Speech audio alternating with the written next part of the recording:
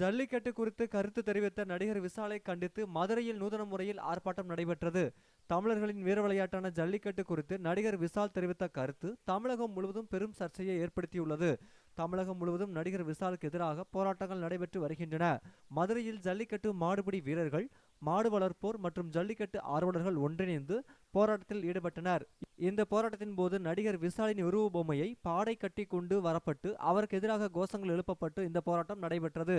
நடிகர் விஷால் ஜல்லிக்கட்டுக்கு விடுத்த கருத்தை திரும்ப பெறாவிட்டால் போராட்டங்கள் தீவிரமடையும் என போராட்டத்தில் ஈடுபட்டவர்கள் தெரிவித்தனர்.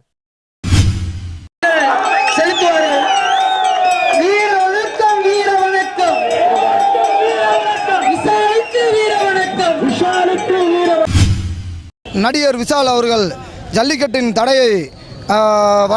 ஜல்லிக்கட்டு தடை செய்ததுக்கு வரவேற்கத்தக்கன்னு சொல்லியிருக்காரு.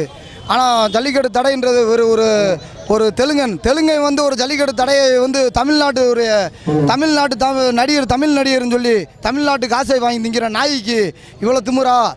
உடனடியாக ஜல்லிக்கட்டின் ஒரு ஒட்டுமொத்த மாடுபிடி வீரர்கள் சொல்லி ஒட்டுமொத்த தமிழர்கள்ட்ட அனைவருட்டையும் பொதுவான மன்னிப்பு கேட்காம பகிரங்கமாக கேட்காம கொள்ளாமல் நாங்கள் விடவே மாட்டோம்.